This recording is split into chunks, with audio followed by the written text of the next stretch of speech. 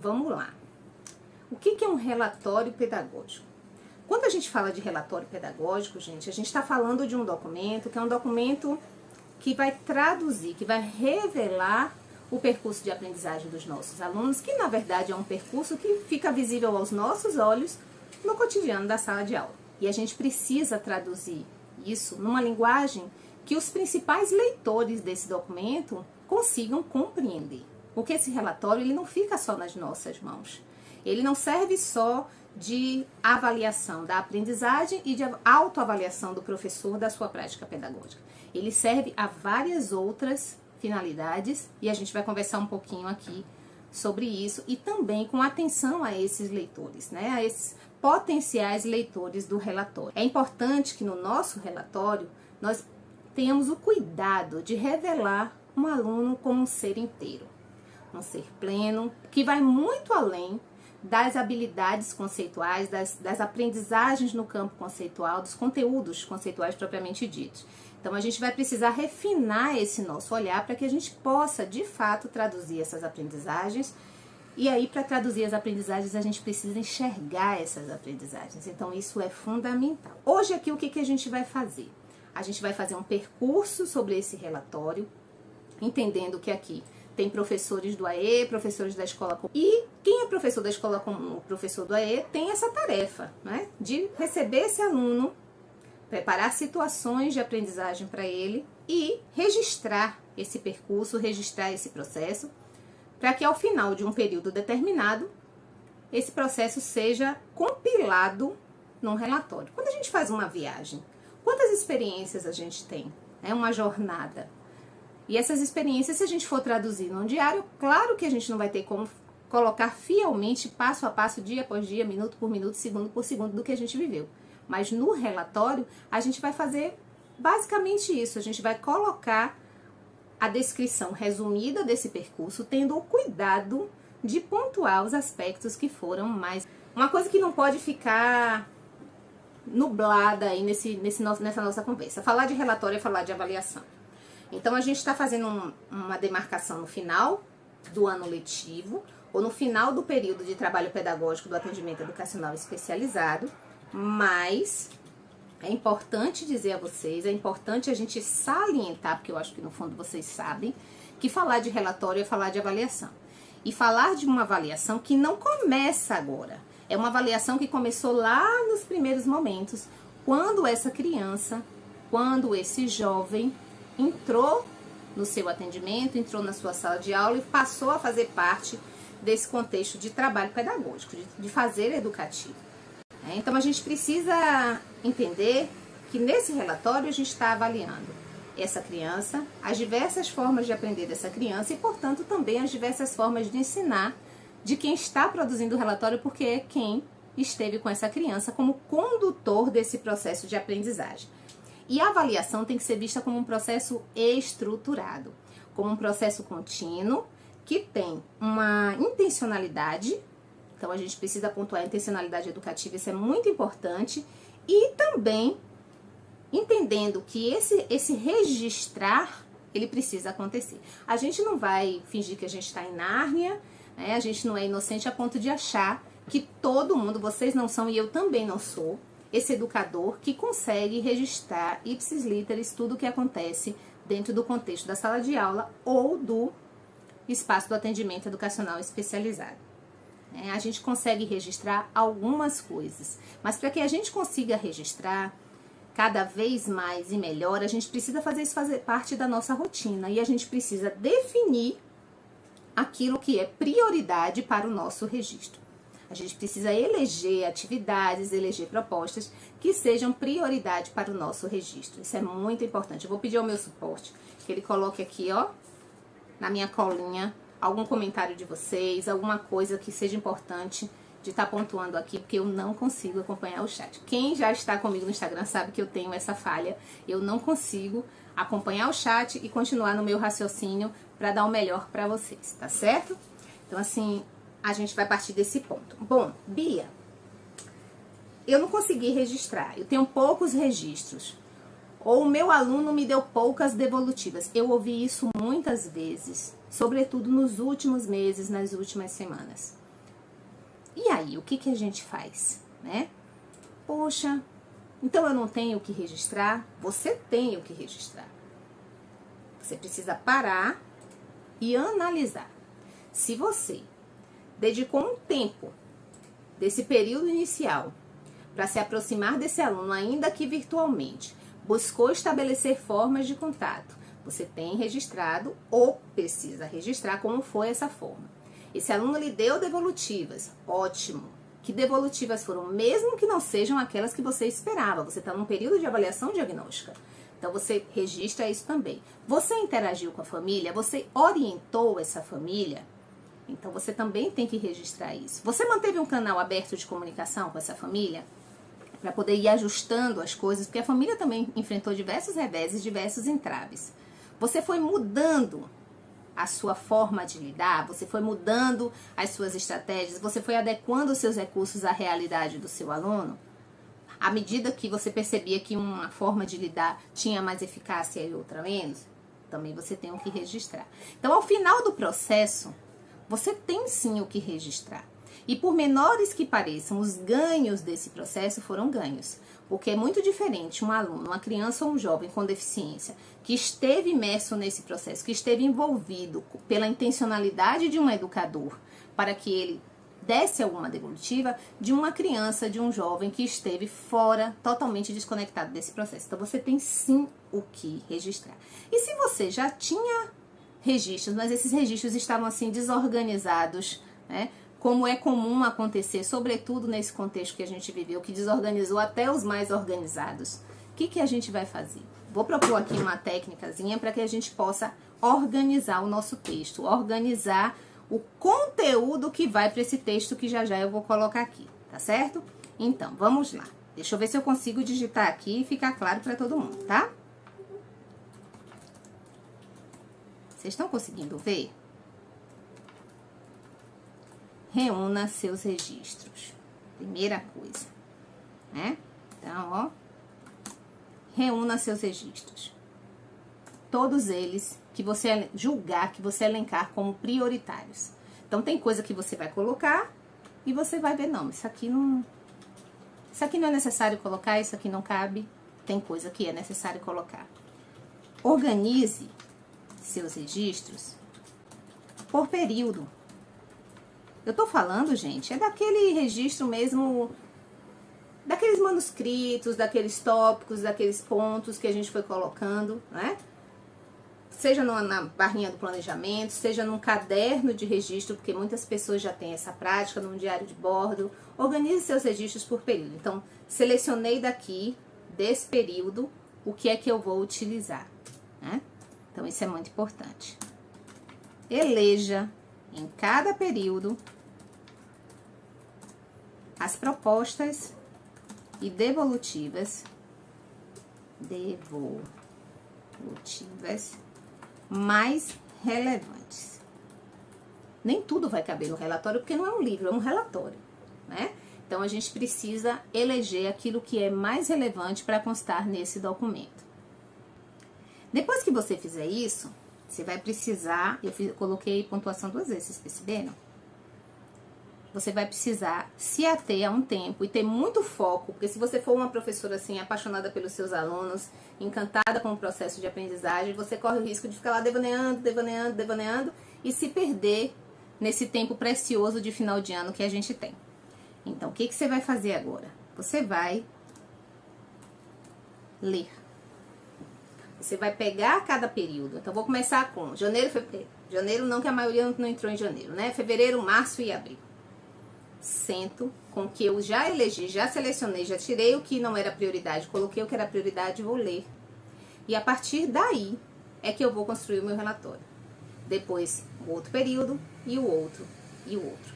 Se você fizer isso de forma organizada, com foco e com disciplina, você vai conseguir produzir o seu relatório de uma maneira assim, muito tranquila.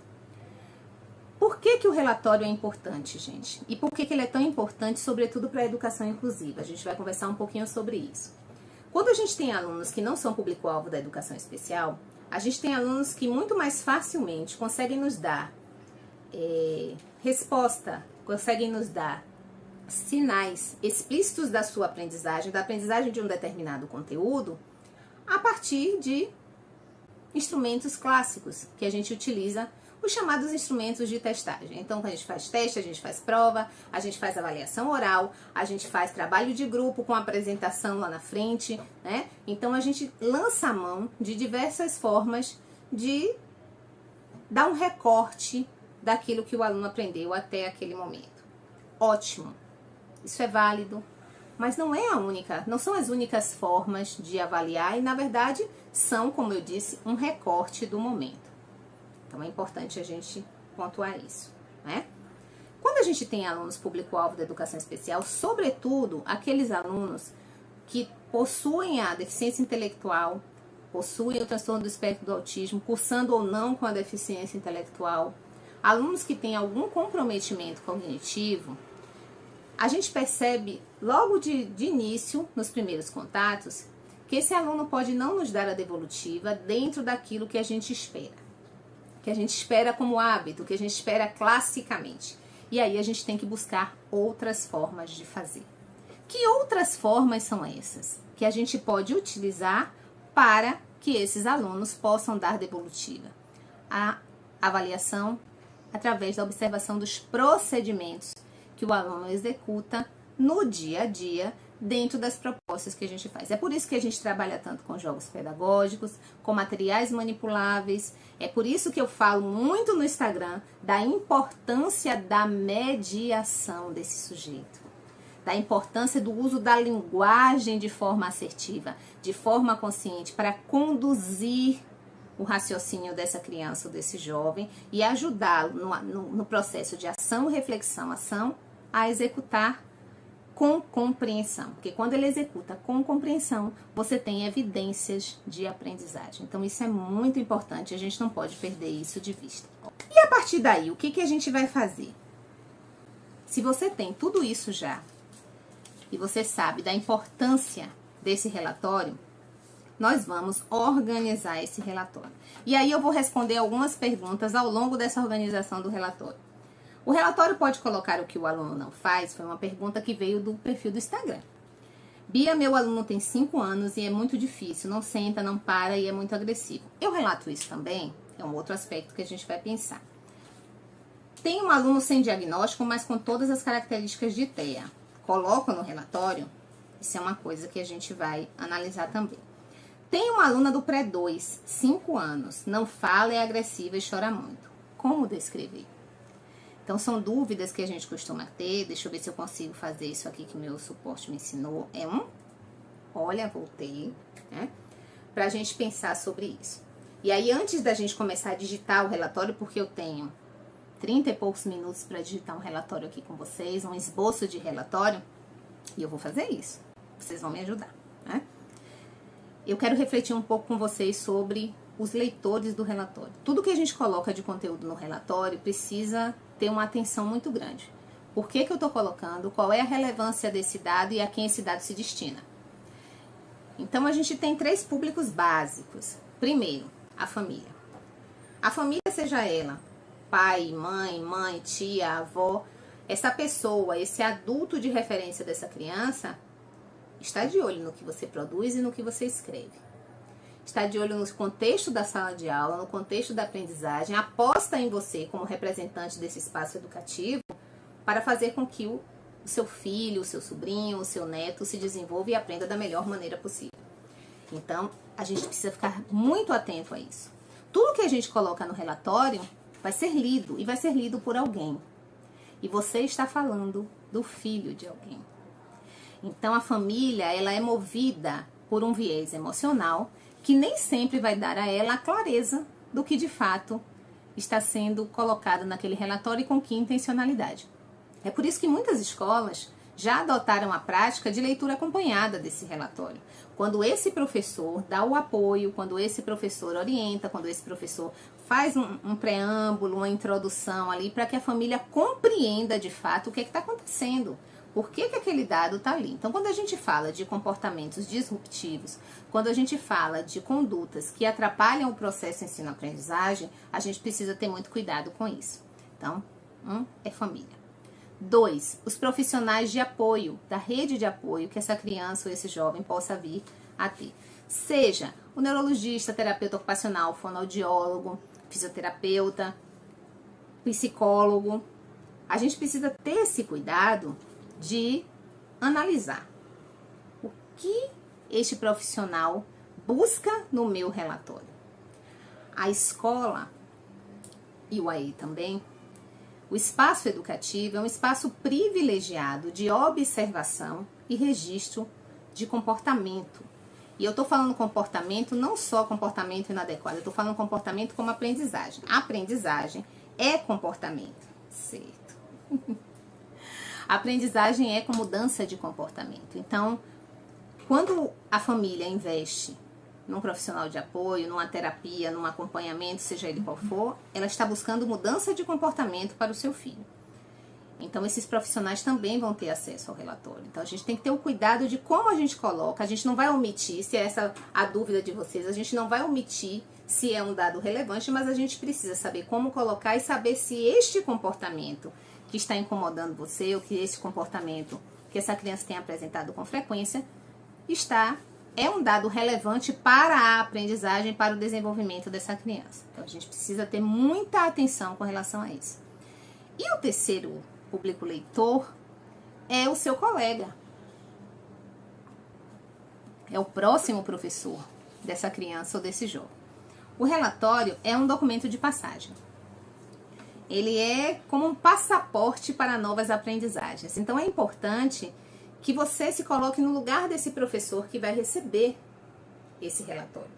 Pensa lá quando você recebeu o seu aluno no início do ano, seja nesse ano ou no ano anterior. A gente sabe que a gente está vivendo um período extremamente atípico e longo, né? Porque a gente não está falando nem só de um ano letivo, a gente está falando do período da pandemia, né? Então, quando você recebeu esse aluno, você recebeu um relatório bem redigido? Você recebeu um relatório com informações relevantes? Você recebeu um relatório que ajudou você a compreender, de fato, quem é essa criança e o que essa criança traz de potencial? E o que pode estar embotando o processo de aprendizagem dessa criança? A que aspectos você precisa estar atento ou atenta para poder promover a aprendizagem, favorecer a aprendizagem dessa criança da melhor maneira possível? Eu falo muito criança, gente, vocês sabem que eu sou uma professora de base de educação infantil. Hoje eu estou com adolescentes. Um beijo para os meus adolescentes. Se tiver algum aí, tem alguns que me seguem no Instagram, né? Podem estar aqui. Mas assim, é importante que a gente pense nisso, é importante que a gente tenha atenção a isso, que a gente tenha essa generosidade de fornecer para esse próximo professor, ainda que seja você mesmo no ano seguinte, mas que você possa fornecer para esse próximo professor um panorama dessa jornada que foi a aprendizagem do seu aluno com você durante esse período. Então, a gente precisa atentar para estes três públicos. Ok? Vamos lá, tem mais pergunta aqui. Boa noite, cheguei tarde. Esse modelo de relatório proposto é para qual finalidade? A finalidade do relatório é ser um descritor da aprendizagem desse aluno. A gente já falou sobre isso no início. E ele pode ser um relatório tanto do professor da sala comum como do AE. Ok? Então, vamos continuar? Quais são os pontos necessários a escrever no relatório? Vamos lá. Vamos começar? Então, vamos imaginar aqui escola X, aluno Y. Vamos pensar nessa criança. Vou usar o exemplo que já foi das perguntas. Uma criança de 5 anos, vamos lá? Idade, 5 anos. Vamos imaginar que essa criança é uma criança que tem um diagnóstico de deficiência intelectual para a gente facilitar, certo? Depois a gente vai falar sobre uma pergunta que surgiu, que foi com relação a uma criança que tem características do TEA e não tem diagnóstico, se a gente vai descrever isso no relatório. O que a gente vai estruturar? A gente vai fazer uma introdução. Eu vou colocar aqui o nome introdução, mas essa introdução, esse nome não vai aparecer no nosso relatório, a gente sabe, né?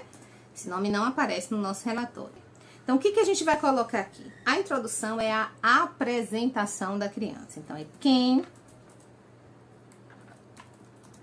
é o seu aluno. É o básico. Quem é o seu aluno? Se você é professor da escola comum, é uma prática muito rotineira colocar nessa introdução um preâmbulo, né, um parágrafo inicial, pelo menos, falando sobre o grupo como um todo, o projeto desenvolvido no ano, aspectos específicos do trabalho pedagógico que foi realizado com o grupo para situar, né, o leitor dentro da perspectiva do grupo. Lembrando que inclusão é o quê? Pressupõe o quê? Que esse aluno está inserido num grupo e ele faz parte desse processo. E é assim mesmo que a gente deseja que seja, né? Que não seja um trabalho à parte. Quando isso acontece, não tem problema nenhum. Você pode sim ter esse momento, ter esse espaço, lembrando que essa sugestão que eu trago aqui vem da minha experiência como professora e da minha experiência como formadora de professores. Existem pessoas que pensam diferente, existem pesquisadores que pensam diferente. É a maneira como eu acredito ser mais viável e traduzir melhor as aprendizagens dos alunos, ok? Mas a gente tem que respeitar a cultura da instituição, a gente tem que respeitar a cultura da escola e o que a escola coloca como necessário. Essa introdução, falando, né, do conteúdo trabalhado durante o ano, do projeto, do macro, ela pode sim haver. Ela só não pode se sobrepor ao protagonista desse relatório, que é o aluno e a sua aprendizagem, o aluno e as suas evidências de desenvolvimento nas mais diversas áreas. Então, a gente vai colocar assim, quem é esse aluno? Você pode ter esse parágrafo inicial e passar a descrever a sua criança, no caso, que é uma criança de 5 anos. Bia, então tá. Então, eu vou ter esse momento inicial e aí eu vou descrever o meu aluno. Cuidado, porque algumas escolas têm por hábito, algumas coordenações, de ter um documento macro, um texto macro, e a partir desse texto, você vai enxertando as informações sobre a criança. Daqui a pouco eu faço dessas perguntas aqui. O que pode acontecer? Pode acontecer de, na correria do processo, você se perder no copia e cola.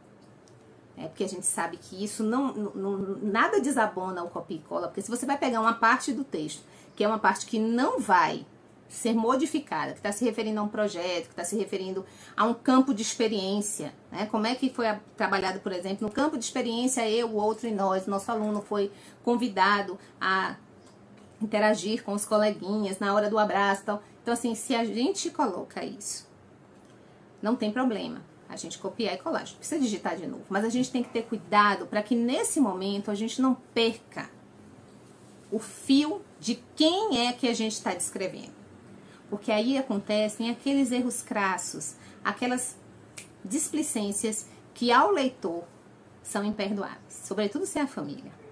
Então, assim, são as trocas de gênero, são as faltas de concordância entre singular e plural, são coisas que evidenciam que aquele relatório, ele é uma coxa de retalhos.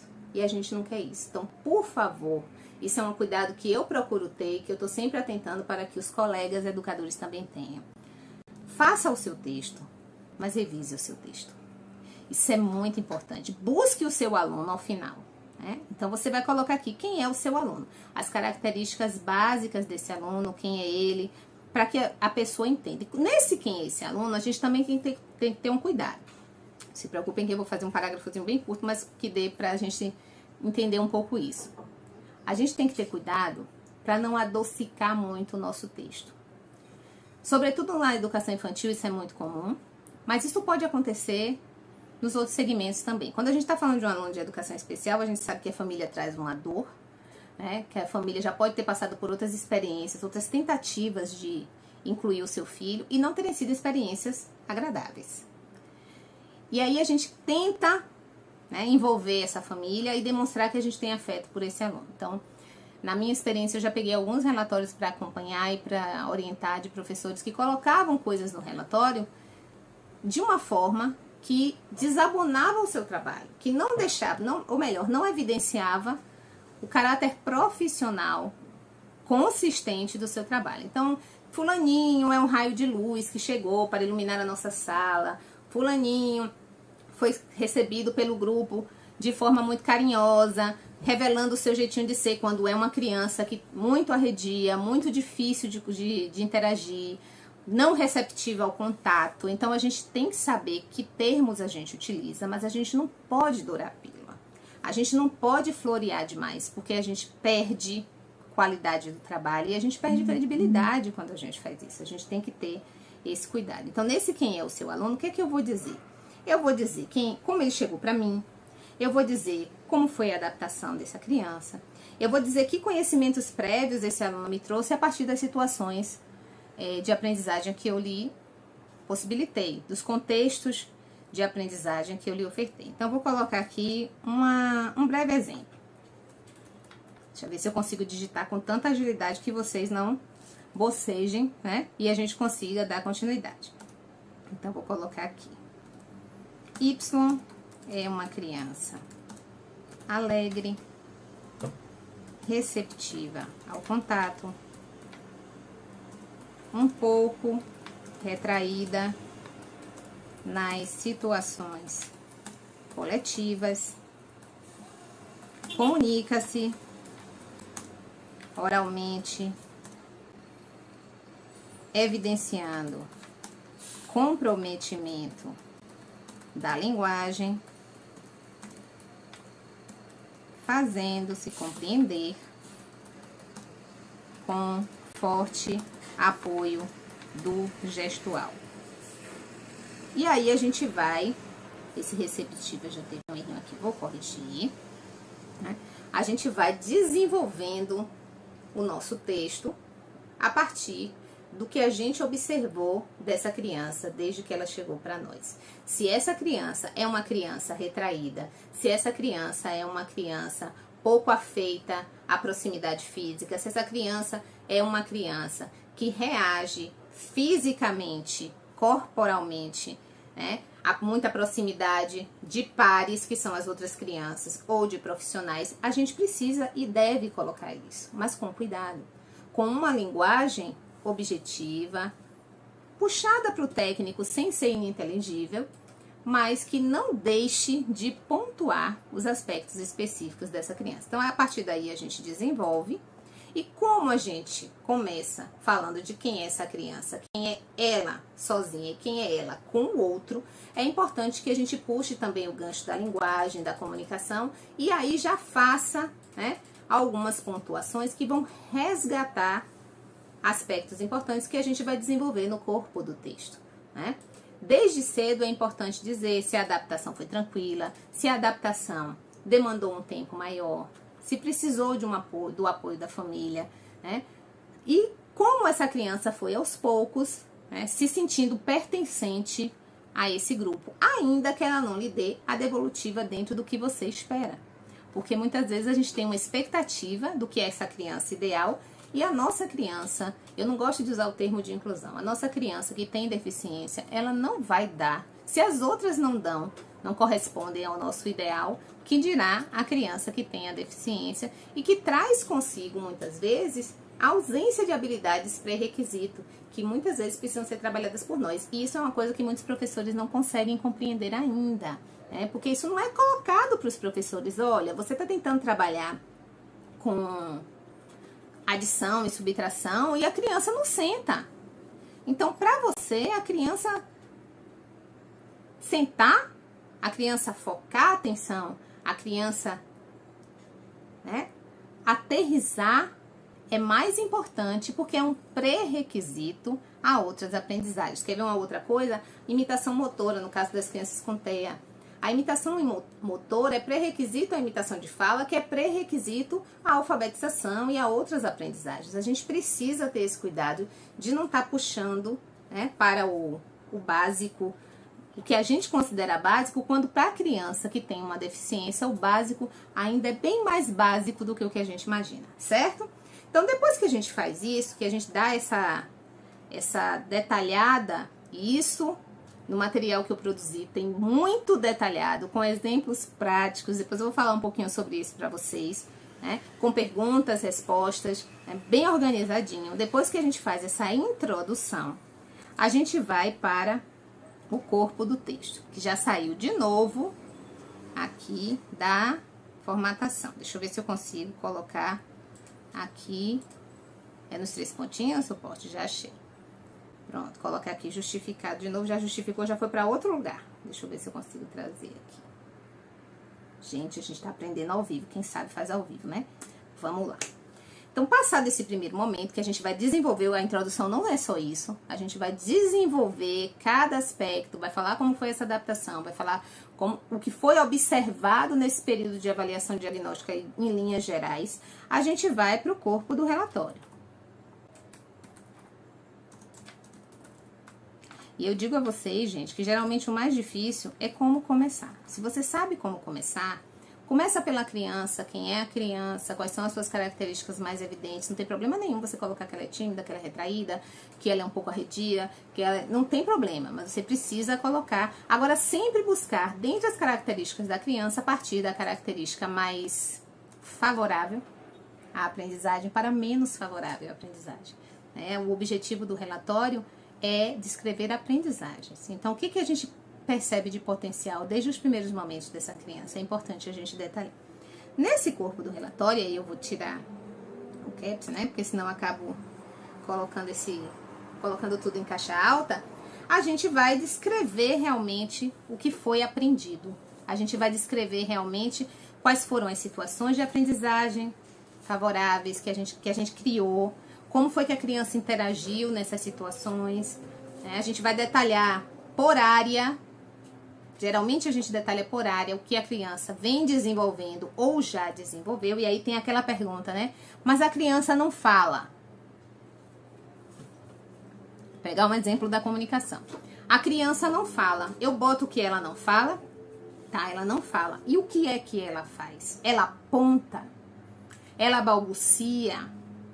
Ela responde, ela se comunica de que forma? Qual é a forma de resposta dessa criança? Ainda que seja bem incipiente, né? É importante a gente colocar isso, né? Para que a gente possa partir de um fio condutor e dizer, tá bom, você recebeu essa criança que não fala, mas que o que você fez a partir daí?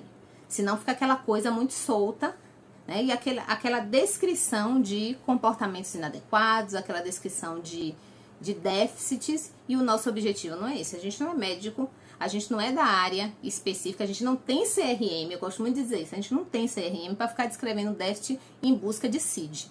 A gente está descrevendo aprendizagens, a gente está descrevendo percursos de aprendizagem, então a gente tem que ter esse cuidado. E dentro dessa linha, a gente precisa colocar nesse corpo do relatório que recursos, que estratégias eu utilizei para favorecer a aprendizagem dessa criança e como meu aluno reagiu a esses estímulos, reagiu a essas intervenções que eu fiz. O que foi efetivo? Quais foram as aprendizagens que foram construídas, né? Então, a partir de uma situação que você vai eleger, 1, 2, 3, 4, só não pode ser muito grande, porque senão vira um compêndio, né? Vira aquela coisa muito extensa. Você vai colocar dentro daquela área como foi que essa criança evoluiu ou vem evoluindo, que respostas ela vem dando, certo? Então, com relação a essa questão da interação, vou dar um exemplo, né? Aqui eu coloquei no início que essa criança é um pouco retraída nas situações coletivas. Então, vou botar aqui, né?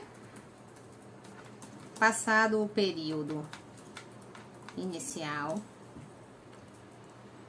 Y, né? Revelou certa, vamos trabalhar o difícil, porque trabalhar o fácil, né, como o nome já diz, é muito mais fácil. Certa resistência à aproximação dos pares, que são as crianças da mesma idade, né? Então, eu posso colocar aqui em cima, receptivo ao contato com adultos. De repente é uma criança, e a gente vai investigar isso, né? De repente é uma criança que não tem muito contato com outras crianças. Apresentando ímpetos de agressividade em algumas situações. Aí você tem que exemplificar, né? Compartilhamento de brinquedos, espaços, etc. E aí você vai discorrendo sobre isso, né? Então, aqui eu tô dando um exemplo. Aí você vai se perguntar, sim, mas o que foi que eu fiz dentro dessa situação? Né? E aí você vem com a sua intervenção para fazer com que... Já vi suporte. O suporte tá me mostrando uma coisa aqui. Você vem com a sua intervenção para mostrar o que foi que você fez para que essa situação fosse minimizada, né? A partir da mediação e da divisão dos cantinhos em pequenos grupos. Lembra que eu tô falando de uma criança de educação infantil.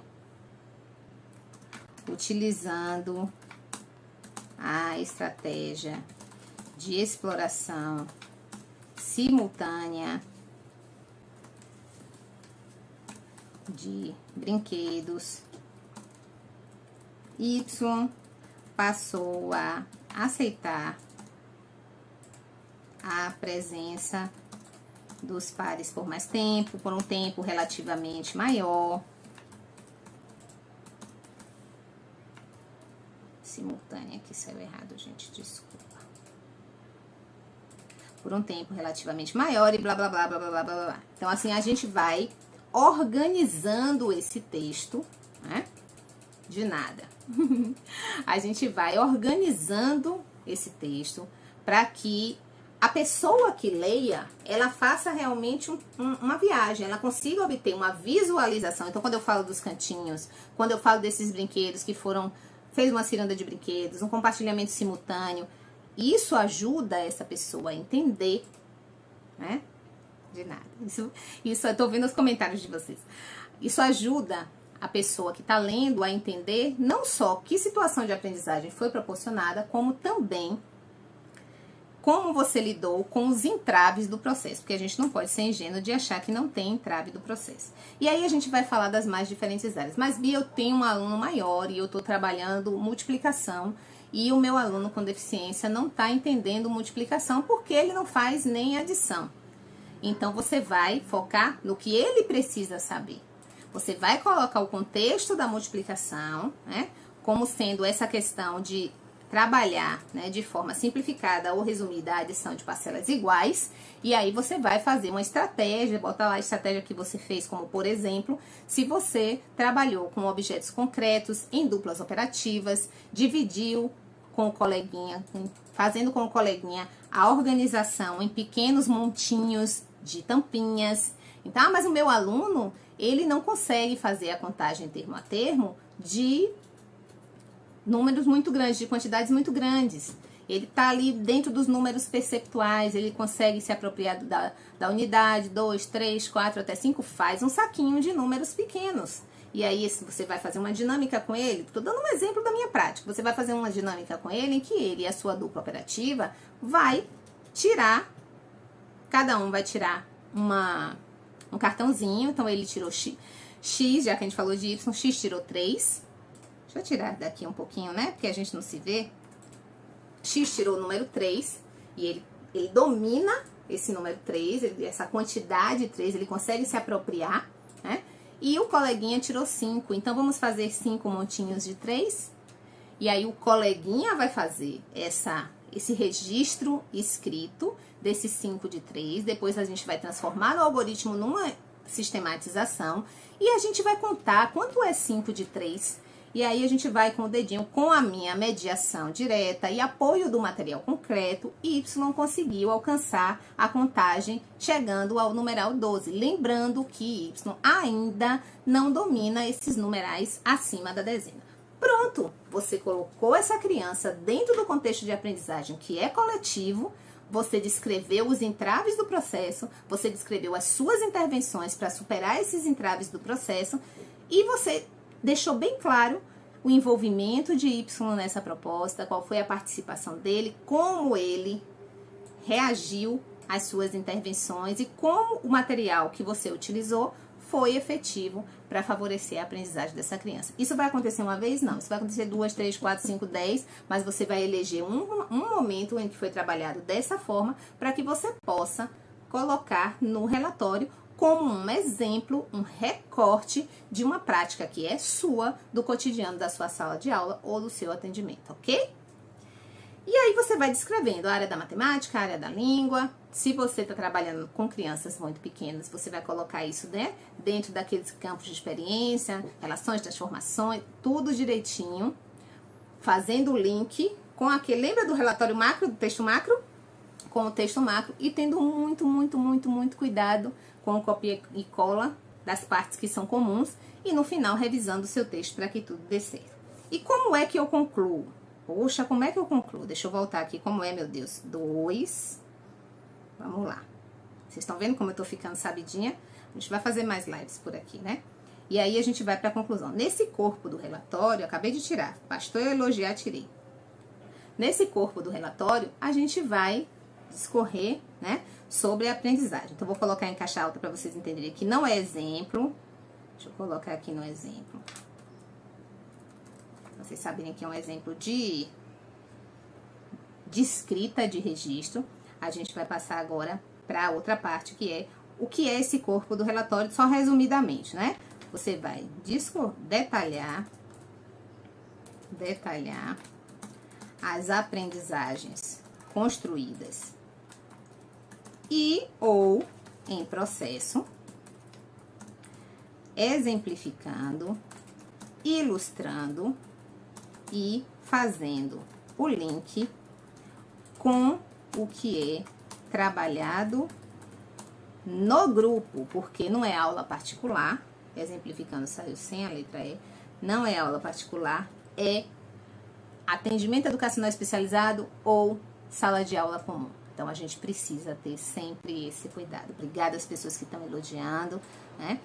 Fazendo o link com o que é trabalhado no grupo e destacando o seu papel de mediador e condutor do processo. Isso é fundamental. A gente não tá na sala, e professor de educação infantil sabe que essa luta é árdua, a gente não tá na sala de aula, nem na sala do atendimento, para contemplar processos espontâneos de aprendizagem, de interação com o objeto de conhecimento. A gente não tá lá, né, de uma forma... Não encontrei nem a palavra, de uma forma assim espontânea, de uma forma que não é intencional. A gente precisa sim deixar claro que a gente sabe o que está fazendo, deixar claro que a gente tem uma intencionalidade, deixar claro que a gente interviu e que esse momento em que a gente se afasta e observa tem uma função, que é avaliar o que está acontecendo, o contexto proposto, como a criança está interagindo com esse contexto, para ver de que forma eu vou intervir enquanto professor, enquanto educador, ok? E aí a gente vai para a conclusão.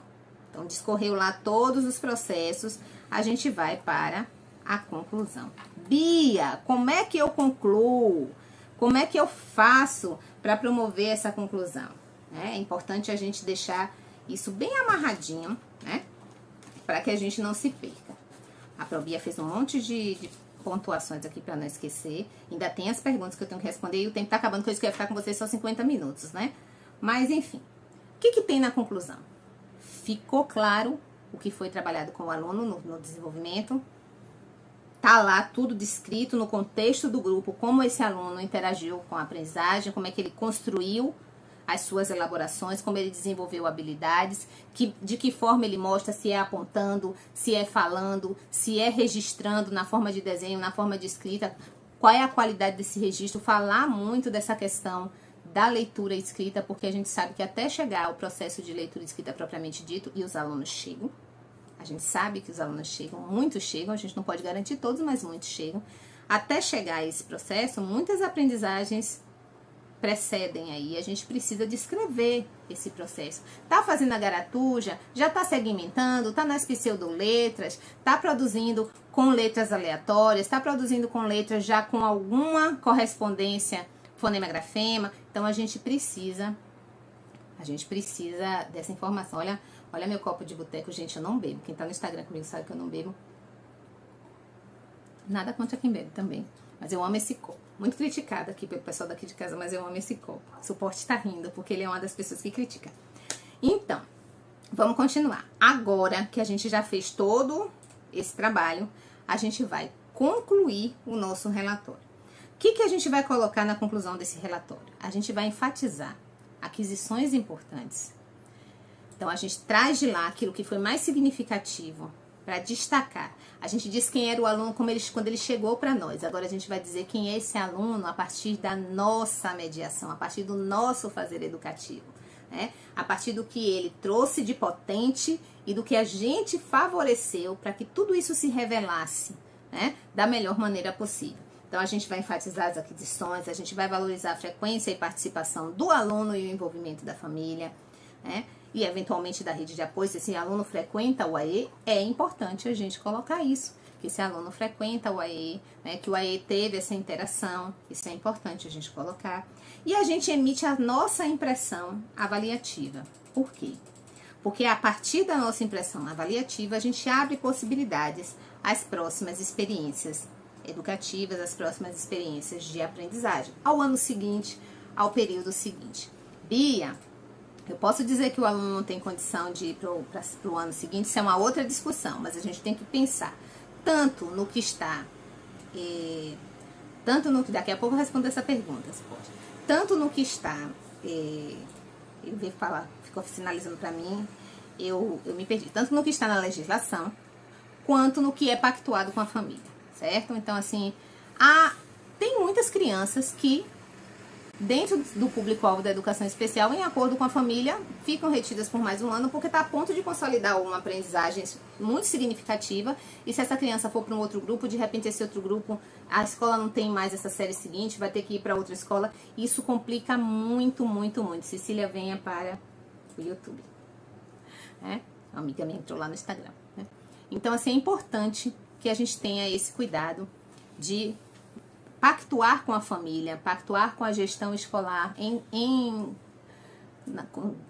tendo a família, em consenso com a família, estava buscando a palavra, o que vai ser feito com essa criança. O ideal é que essa criança consiga consolidar a sua base de aprendizagens, que é em relação a ela mesma, não em relação ao que é esperado para o grupo, porque essa criança é uma criança público-alvo da educação especial e a gente não pode perder isso de vista.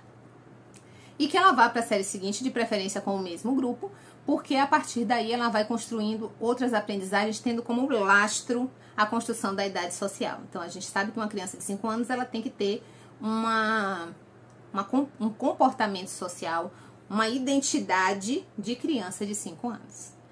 Um menino de 12 tem que ter uma identidade e uma idade social de um menino de 12. E isso é muito favorecido pelo contexto, pelo entorno, pelo meio, pelo ambiente no qual esse aluno está inserido. Então, se ele tem 12 anos, ele está numa sala de 6, isso, graças a Deus, pouco acontece hoje em dia. Não era para acontecer em sala nenhuma, mas isso pouco acontece hoje em dia. Antigamente acontecia mais. O que acontece com essa criança? Ela perde a referência do que é ser um menino de 12 anos que já está entrando na adolescência. E somado a isso, a deficiência intelectual, a gente tem sérios problemas. A gente tem sérios problemas, inclusive, de condutas inadequadas que vão gerar conflitos e problemas para a sua sala de aula de atendimento. Então, vamos lá? Vamos fazer um esbocinho aqui. Vamos pensar lá na aluna Y de 5 anos. Y revelou aprendizagens importantes ao longo do período. Consolidou vínculos com pares e profissionais, atuou no espaço educativo com protagonismo, internalizou procedimentos da rotina de sala de aula. Então, eu tô falando de um grupo 5, então vamos lá, né? Entrou com 5 anos, aí ela já deve ter 6, né? Internalizou procedimentos da rotina de sala de aula, entre outros. Um grande ganho, ou um grande salto qualitativo de aprendizagem para Y foi o reconhecimento da grafia do próprio nome. Então, ainda que ela não saiba que a letra é aquele reconhecimento do todo, do corpo do nome como desenho. Quem não leu ainda, leia O Menino que Aprendeu a Ver, de Ruth Rocha. É muito lindo e traduz de uma forma muito poética esse processo de apropriação. Né? E a gente que é da educação sabe que existem essas fases, né, em que a criança primeiro vê aquele nome como um desenho. Então, Maria é um desenho do meu nome, eu reconheço Maria, mas eu não sei que o M tem som de M, né? Eu não percebo essas pequenas nuances. Então, um grande ganho para isso é um reconhecimento da grafia do próprio nome, ainda que ela não grafe, né? Ela reconhece como pertencente a si, né? que é importante para a construção da sua identidade e para aprendizagens subsequentes. Para a construção da sua identidade e para as aprendizagens subsequentes. Aí você pode colocar: acredito que Y se beneficiará muito da inserção no próximo grupo, a fim de consolidar aprendizagens e adquirir novos conhecimentos dentro do esperado para a sua faixa etária. Pronto. Então, assim, é um exemplo apenas. Eu tô procurando o cursor, viu, gente? Já perdi o cursor aqui e achei.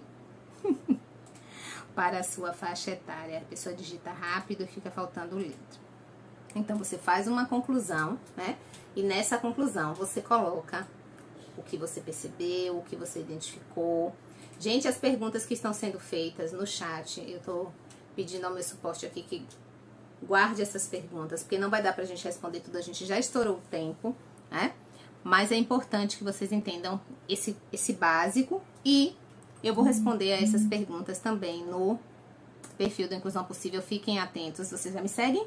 Se não me seguem, por favor. Falando nisso, vocês já se inscreveram aqui no canal do YouTube? Vocês não vão fazer isso comigo, de entrar, assistir uma aula com toda a dedicação da prosinha. E quem tá no Instagram vai saber por que eu tô dizendo isso, né? Porque eu vou colocar lá nos stories, né? E não vão se inscrever? Tem tanto conteúdo bom aqui no canal. A gente tá, ó, sempre trazendo informações importantes, informações relevantes, para que a gente possa aprimorar a prática pedagógica. Vocês e a minha, de vocês e a minha, tá certo? Então, o objetivo é esse. Agora que a gente já conversou um pouco sobre o relatório, vocês viram que não é tão complicado assim. É complicado? Então, a Probia conseguiu, né, dentro desse tempo exíguo, trazer aí algumas informações importantes sobre relatório. E vocês veem que é importante a gente adquirir isso através da prática, né? Então, tem algumas questões, e eu vou voltar lá para o começo, deixa eu ver se eu consigo voltar lá para o começo. Tem algumas questões que a gente realmente se pega bastante com relação a como escrever, como produzir, né? Porque a gente tem que ter muito cuidado. Relatório é documento, relatório fica registrado.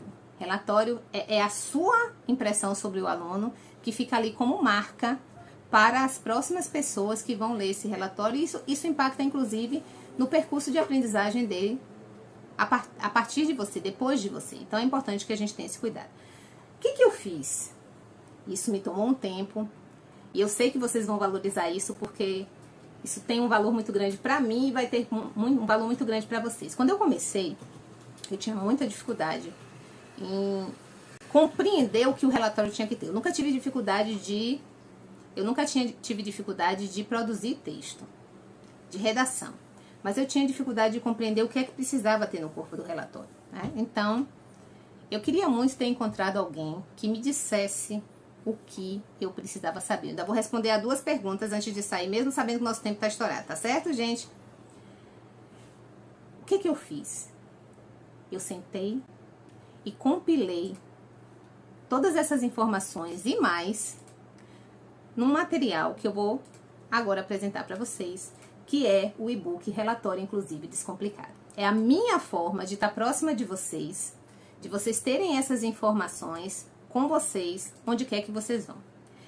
Esse e-book, ele traz não só o que a gente conversou aqui, mas perguntas frequentes, questões que são nevrálgicas na hora de redigir o relatório, exemplos de relatório, a estrutura toda organizadinha, a sugestão para a escola comum, a sugestão para o AE, como a gente entende que seja, né, pertinente, que vá construir um relatório de fato consistente, o que é que não pode ter no relatório, tem nesse e-book. E ainda tem no finalzinho uma tabelinha que a Probia construiu com todo carinho, com as maneiras de abordar essas questões mais difíceis de comportamento que a gente se depara no cotidiano da sala de aula ou da sala do atendimento educacional especializado. Então, é um material que está muito rico, são 72 páginas, 75 páginas. Então, pensem que eu levei mais de 2 semanas debruçada sobre esse material, para produzir um material que de fato fosse enriquecedor para quem viesse a adquiri-lo. Então, eu conto com vocês, espero que vocês me deem o feedback. A gente vai colocar aqui no chat o link, o link para quem quiser adquirir. E a gente sabe que o formato das lives não é o único formato possível, a gente pode se comunicar com o outro, a gente pode trazer, agregar ao outro de outras formas. Quando eu faço uma palestra, quando eu faço um curso, quando eu faço uma oficina, uma capacitação, eu estou ali num grupo restrito. E com o e-book eu posso chegar a cada vez mais pessoas. Então, quando vocês lerem, comentem, compartilhem com outras pessoas, indiquem. Eu tenho certeza de que vocês vão gostar desse material, porque foi um material produzido assim, no fino trato, com o mais absoluto cuidado e rigor, pensando nas reais demandas do professor ao redigir o relatório. Para que a gente vá para as férias, assim, ó, entregue, pego minha bolsa e saio com a sensação de dever cumprido, com a sensação de ter dado o meu melhor e com a certeza de que quem lê o relatório que eu produzir vai fazê-lo com toda a percepção do que meu aluno aprendeu, de quem é esse meu aluno como sujeito potente, como ser pleno, inteiro, completo, e com a certeza de que quem mediou esse processo foi um professor ou uma professora muito sabida, muito ciente do seu papel na vida desse aluno, muito organizada na condução do processo educativo. Então o link já está nos comentários, certo? E com relação às perguntas, cadê as perguntas suporte? Eu tenho 2 perguntas para responder. Tá faltando aqui, tem 2 perguntas que eu tô devendo. Eu vou responder essas 2 perguntinhas para que a gente possa continuar. Com relação a condutas, as perguntas, teve mais de uma pergunta sobre condutas, sobre a questão de comportamentos agressivos. O suporte não tá colocando a pergunta para mim, mas eu sei que eu me lembro. Com relação a comportamentos agressivos, se a gente descreve ou não. A gente descreve, mas a gente descreve com cuidado com a família. Algumas famílias dizem assim, mas eu não vi meu filho no relatório. A família, muitas vezes, tem uma razão de dizer isso. Porque ou você não coloca quem de verdade o aluno é, ou você coloca de uma forma em que a família se sente ofendida. Então, a gente tem que ter muito cuidado com isso. Mas a gente tem que pensar nos 3 públicos leitores que eu mencionei no início. Na família, nos profissionais da rede de apoio e no próximo professor que vai receber essa criança. Tem informações que ele precisa saber, né? Então, por exemplo, que essa criança, mediante um estímulo sonoro específico, como por exemplo, um barulho de ventilador, que essa criança grita, que essa criança se desorganiza. Por quê? Porque ela tem uma hipersensibilidade auditiva. Então, isso é importante colocar, essa criança está tendo esse comportamento, que é um comportamento disruptivo, que é um comportamento que não condiz com o esperado para a sala de aula, porque ela tem intencionalidade de prejudicar os outros, não. É porque ela se desorganizou em função de uma condição específica, que é a hipersensibilidade auditiva. Então, a gente precisa colocar essas situações. Se é uma criança que bate, a gente precisa pensar por que ela bate, em que situações ela bate, com que frequência acontece, o que precede esse ato de bater, para que a gente possa colocar isso no relatório com todo o refinamento. Se essa criança não fala, que foi uma outra questão que a gente já colocou, essa criança precisa ser bem conduzida nesse processo, né? E se colocar, sim, ela não fala, mas de que forma ela comunica a você os seus desejos? Ela puxa a sua mão, ela faz a sua mão, né? Toma você pelo objeto, né? Toma a sua mão para conduzir, para conseguir o objeto. O que ela faz? Ela aponta, ela se dirige para aquele lugar, para aquilo que ela quer, e ela fica lá naquele lugar. Alguma forma de comunicação essa criança vai te dar, né? Então é importante que a gente coloque sim todas essas questões. Alguma pergunta mais forte, eu já posso me despedir do meu público. Tem como deixar salvo esse esqueleto do relatório? Esse esqueleto do relatório, ele já consta no e-book em relatório pedagógico, inclusive descomplicado. Inclusive consta a estrutura sugerida do relatório para a escola comum e a estrutura sugerida do relatório para o atendimento educacional especializado. Aqui tem uma pergunta. A aluna de 9 anos com CID para autismo, porém apresenta fortes características de TOD, não tem laudo. Como proceder com as palavras quando ela entra em crise? Bom, 2 coisas. Primeiro, se a criança tem características sugestivas de um determinado transtorno, a gente não pode colocar assim no relatório porque a gente não tem CRM, lembra? Então, a gente não dá diagnóstico, a gente não dá nem impressão diagnóstica, suspeita diagnóstica, nada disso. O que a gente pode fazer é descrever de forma objetiva e cuidadosa o que acontece, com que frequência acontece, se isso é um dado relevante. Então, se essa criança tem episódios de autoagressividade, de heteroagressividade, a gente pode colocar, mas dentro de um contexto. Nada no relatório pode ficar solto, gente. Nada no relatório pode ficar desconectado. A pessoa que lê o relatório, seja ela família, profissional da rede de apoio ou o próximo professor, ela tem que entender que você está descrevendo um processo, um percurso, no qual essa criança estava com você, sob seus cuidados, e você estava observando e conduzindo essa criança. Então, com que frequência acontece? Quais são as características desse episódio de desorganização? Que a gente coloca crise. Crise é uma palavra bem forte e que tem um significado muito específico, né? Então, nesse momento que essa criança desorganiza, como é que a gente coloca isso? Né? O que acontece? Como é que ela se manifesta? Ela sai da sala, ela pula, ela grita, ela tem episódios de heteroagressividade, que é investir contra os colegas, ela tem episódios de autoagressividade, então ela bate em si mesma. Né? O que acontece? E o que você, enquanto condutor do processo, tem feito, faz para que essa criança volte a se reorganizar, entendendo que isso se dá por um fator externo que impacta uma condição interna que ainda não está descrita, ainda não está diagnosticada. Então, a gente tem que ter muito cuidado nesses momentos. Ok? Posso me despedir de vocês? Gente, muito obrigado. Obrigadíssimo pela audiência de vocês. Obrigado por vocês estarem aqui comigo. Muito obrigado por vocês confiarem no meu trabalho. E muito obrigada por vocês ajudarem a construir esse canal e também o perfil Instagram Inclusão Possível, o perfil do Instagram Inclusão Possível.oficial, porque nós somos sim um coletivo de aprendizagem e é assim que a gente se constitui, é assim que a gente se fortalece. Nós, professores, precisamos buscar formas de valorizar o nosso trabalho. Obrigado, Reni. Teve muita gente aí que escreveu. Ô, Aline, querida, beijo. Obrigado a todos vocês que acompanharam e que validaram ainda mais a minha caminhada, a minha trajetória de educadora em construção como vocês. Um beijo de coração. Fiquem com Deus. Deixa eu ver se eu consigo voltar. Um beijo de coração. Fiquem com Deus. E até o próximo encontro.